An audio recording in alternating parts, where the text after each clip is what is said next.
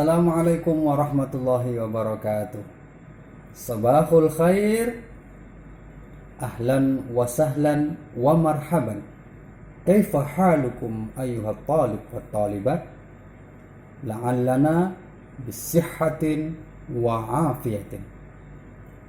Ayuhat talib wa talibat, fi hadhihi as-sa'atil mubarakah nahnu sanadrusu al-lughah al-arabiyyah fi babil kalimah,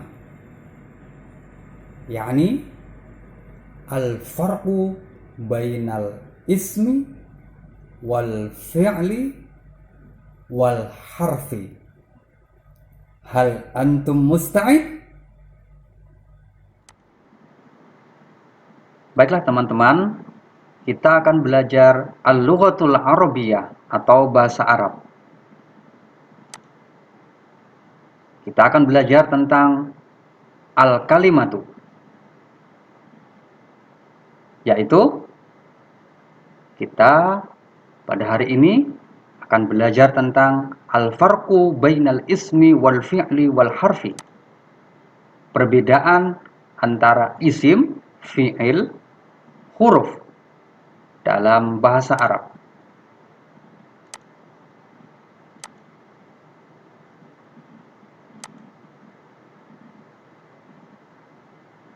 Baik teman-teman, perhatikan. Kata kunci untuk memahami pelajaran bahasa Arab adalah mengetahui definisi isim atau al-ismu. Yang kedua fi'il atau al-fi'lu. Yang ketiga adalah huruf atau al-harfu. Mengapa demikian? Karena kalau kita melihat ada sebuah teks berbahasa Arab dan kita tidak tahu mana kata bendanya, mana kata kerjanya, mana kata hubungnya, maka niscaya kita akan bisa memahaminya. Mari kita cari tahu satu persatu. Oke teman-teman, belajar bahasa Arab pada dasarnya tidak sulit dan bahkan sangat menyenangkan loh. Dalam belajar bahasa Arab, hal pertama yang sering dilupakan adalah mengetahui 3 hal. Yang pertama, apa itu isim atau kata benda? Dalam bahasa Inggris disebut dengan noun. Dan apa tandanya? Nomor 2, fi'il atau kata kerja, dalam bahasa Inggris sering disebut dengan verb. Dan apa tanda-tandanya? Yang terakhir, nomor 3 adalah huruf atau kata hubung. Dalam bahasa Inggris dikenal dengan to be atau conjunction. Dan apa tanda-tandanya? Pengen tahu? Mari kita simak penjelasannya bersama. Yang pertama, al-ismu atau ismun atau isim. Lantas, apa definisi dari al-ismu? Baik, nah ini definisinya. Definisi paling sederhana dari isim atau al-ismu adalah kata benda. Ingat teman-teman, kata benda. Dalam bahasa Arab disebut dengan al-ismu. Dalam bahasa Inggris disebut dengan noun. Contohnya adalah kitabun, buku, kursiyun, kursi, faslun, kelas, Muhammadun, Muhammad, Fatimatun, Fatimah, dan lain sebagainya. Pokoknya kalau kalian ingat kata benda, maka itu kalau dalam bahasa Arab disebut dengan al-ismu. Yang kedua adalah al-fi'lu. Apa itu definisi al-fi'lu? Nah ini, definisi paling sederhana dari fi'il adalah kata kerja. Ini yang perlu dicatat kawan-kawan, teman-teman semuanya. Kata kerja. Fi'il adalah kata kerja. Dalam bahasa Inggris disebut dengan verb. Contoh, zahaba, sudah pergi. Yadhabu, sedang atau akan pergi. Yang ketiga, al-harfu atau huruf. Apa itu definisi dari huruf? Definisi paling sederhana dari huruf adalah kata hubung, yaitu kata untuk menghubungkan antara satu kata dengan kata yang lain. Dalam bahasa Inggris dikenal dengan istilah to be, seperti is, are, was, were, dan sebagainya. Atau bisa disebut dengan conjunction. Sebagai contoh, min, dari, ila, ke, fi, di dalam, ala, di atas, dan lain sebagainya. Maka kita harus tahu dulu ketika belajar bahasa Arab, harus mengetahui dulu basic dari kata yang akan kita pelajari. Yang pertama ada kata benda, yaitu al-ismu. Yang kedua ada kata kerja, yaitu al-fi'lu. Yang ketiga ada huruf atau kata penghubung. Baiklah teman-teman, kita tadi sudah mengetahui semuanya. Apa itu definisi isim, definisi fi'il, dan definisi huruf. Pada hari ini kita belajar tentang apa itu isim. Tadi secara sederhana isim itu disebut dengan kata benda. Dalam bahasa Inggris dikenal dengan noun. Nah, lantas timbul pertanyaan. Kalau saya membaca dalam teks bahasa Arab dan tidak tahu artinya, bagaimana caranya saya bisa mengetahui kata itu adalah isim, fi'il, ataukah huruf? Baik, kalau kalian ingin tahu jawabannya, marilah kita saksikan penjelasan berikut ini. Baik, perhatikan. Yang pertama, khusus untuk hari ini kita akan belajar tentang al-ismu. Teman-teman masih ingat apa arti al-ismu? Thayyib, very good. Kata benda atau dalam bahasa Inggris dikenal dengan thayyib, noun. Lalu, pertanyaan yang sering muncul adalah bagaimana cara mengetahui kata benda dalam bahasa Arab? Jawabannya mudah dan sederhana. Asalkan kita tahu keywordnya. Keyword adalah kata kunci. Keyword atau kata kunci untuk mengetahui isim ada 4 macam tanda. Tanda dalam bahasa Arab disebut dengan al-alamatu. Jadi kita harus tahu keywordnya. Kata kuncinya untuk mengetahui isim ada 4 macam tanda atau al-alamatu. Jadi mengerti teman-teman?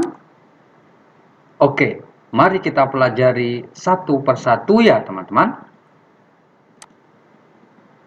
Cara mengetahui sebuah kata benda ada 4 macam. Pertama, apabila sebuah kata didahului alif, saya ulangi, apabila sebuah kata didahului alif dan lam atau al, maka pasti kata itu adalah isim atau kata benda atau noun dalam bahasa Inggris. Contoh, al-madrasatu. Madrasatun, di depannya ada alif dan lam atau al, maka ini kata ini tidak mungkin fi'il, pasti isim karena dia sebuah kata yang didahului oleh al. Al-madrasatu artinya sekolah. Contoh kedua adalah al-kitabu, di depannya ada al juga. Maka cara pertama kita mengetahui kalau dalam sebuah teks apakah ini isim ataukah fi'il. Cara pertama adalah dengan melihat dalam kalimat itu atau dalam kata itu ada alnya atau tidak. Baik. Yang kedua, perhatikan teman-teman. Apabila sebuah kata berakhiran dengan harokat tanwin, ya, an, in, un. Tanwin adalah harokat yang double an, in, un, ban, bin, bun, dan seterusnya. Maka pasti kata itu adalah isim atau kata benda atau noun. Contoh, madrasatun. Nah ini, ada tun di belakangnya. Kalau ada tanwin, maka jawabannya pasti kata benda. Tidak mungkin kata kerja. Yang kedua, kitabun, sama, tanwin. Yang ketiga, nama orang, Muhammadun. Nah, untuk nama orang, walaupun tidak ada tanwinnya, maka dia tetap disebut dengan isim atau kata benda. Contohnya Muhammadun, ada Fatimatu, ada Zainabu, itu tetap disebut dengan isim. Baik teman-teman, dua tanda di atas, perhatikan, ini penting. Dua tanda di atas ini adalah cara paling mudah membedakan antara kata benda dengan kata kerja. Mengapa begitu? Karena kata kerja tidak bisa didahului alif dan lam atau al. Juga atau tidak bisa diakhiri dengan tanwin, an, in, un. Maka kesimpulannya adalah kalau ada alnya pasti isim atau ada tanwinnya juga isim. Mari kita lanjutkan ke tanda nomor 3 dan nomor 4. Perhatikan teman-teman. Ketiga, apabila sebuah kata didahului dengan huruf jar atau harfu jarrin. Apa itu harfu jarrin? Paling sederhana, definisi dari harfu jarrin adalah kata penghubung. Ya, ingat, kata penghubung seperti min artinya dari, ila artinya ke, ala artinya di atas, an artinya dari, fi artinya di dalam, amama artinya di depan, dan sebagainya. Ketika ada sebuah kata didahului dengan huruf jar, maka dia pasti isim atau kata benda. Contoh, minal madrasati, didahului dengan min, maka al madrasati ini pasti isim, artinya dari sekolah. Yang kedua, alal kitabi, ya, alal kitabi, ada didahului ala, maka al kitabi pasti kata benda yang artinya di atas buku. Mari kita lanjut yang keempat. Bisa dipahami kawan-kawan? Bisa dipahami ya? Keempat, tanda yang keempat adalah apabila sebuah kata bisa disambung atau disandarkan dengan isim atau kata benda yang lain.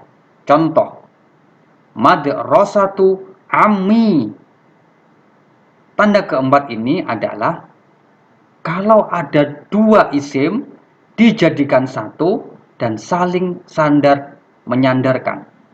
Dalam bahasa Arab itu disebut dengan mudhof dan mudhof ilaih. Contohnya madrasatu ammi, sekolah pamanku, atau qalamu Muhammadin, bulpoinnya Muhammad. Kalau teman-teman masih bingung untuk nomor 3 dan nomor 4, maka akan saya kasih jawabannya. Tanda isim yang nomor 3 dan nomor 4 ini sengaja saya sendirikan, karena untuk memahami tanda nomor 3 dan 4, yaitu tanda isim atau kata benda, dibutuhkan banyak latihan. Harus tetap semangat ya teman-teman. Nah, sekarang terakhir, yuk kita coba praktek. Kita cari mana saja isimnya atau kata bendanya dalam contoh yang sudah saya buatkan ini. Sederhana saja.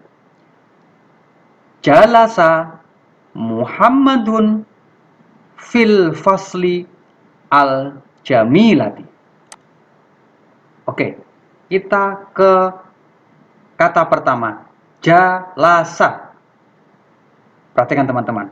Di sini ada alnya atau tidak? Tidak. Ada tanwinnya atau tidak di belakangnya? Tidak. Berarti jawabannya dia bukan isim. Mengapa? Karena tidak ada tanda isim. Setidaknya tidak ada al di depannya atau tidak ada tanwin di belakangnya. Kata ini disebut dengan fi'il. Kok bisa ini disebut dengan fi'il? Kita akan bahas setelah selesai bab isim. Oke, kita lanjut ke kata yang kedua. Muhammadun. Pertama, ini apakah ada tanda alnya? Tidak ada. Tapi di belakangnya ada tanwin. Muhammadun.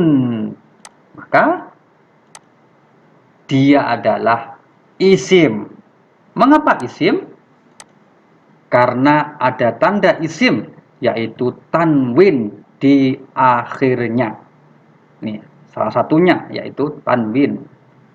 Dhammatain, Muhammadun. Baik, kita melanjutkan ke kata berikutnya. Fi. Fi. Fi itu apa? Tidak ada alnya di depannya. Di belakangnya tidak ada tanwinnya juga. Fi itu artinya di dalam atau di. Kalau melihat strukturnya di dalam, berarti dia kata hubung.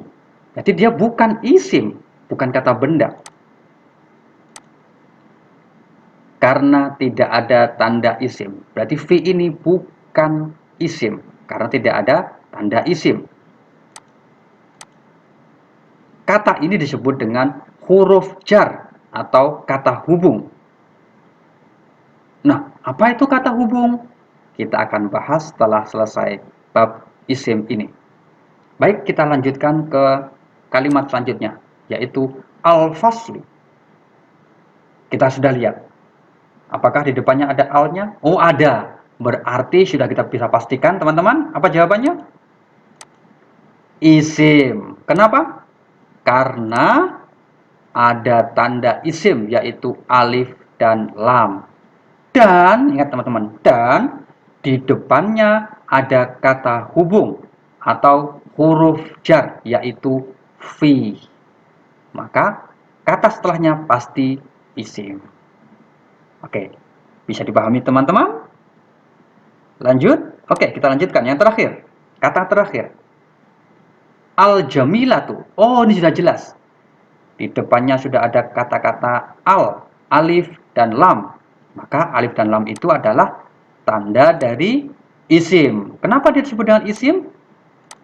Karena ada tanda isim, yaitu alif dan lam. Mudah kan teman-teman? tidak susah sebenarnya. Kalau kita mau bersungguh-sungguh, terus latihan, dan tetap semangat, maka tidak ada yang tidak mungkin. Bahkan tidak ada yang susah di dunia ini. Pasti bisa. Oke teman-teman, tetap semangat, dan tetap semangat. Terima kasih.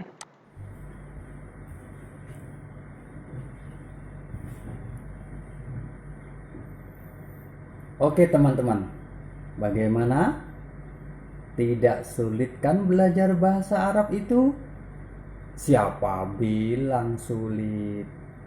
Harus tetap semangat, dan tetap semangat. Apalagi kita semua itu beragama Islam. Kitab kita Al-Quran berbahasa Arab, Al-Hadis berbahasa Arab, dan banyak lagi buku-buku menyangkut agama Islam yang berbahasa Arab. Tentunya dengan belajar bahasa Arab akan menjadikan kita lebih mantap dalam beragama. Kalian tetap semangat, terus belajar, dan tingkatkan kemampuan dan skill kita. Kita jumpa lagi di pelajaran-pelajaran selanjutnya. Sampai jumpa. Ila liqa. Ma'assalamah. Wassalamualaikum warahmatullahi wabarakatuh.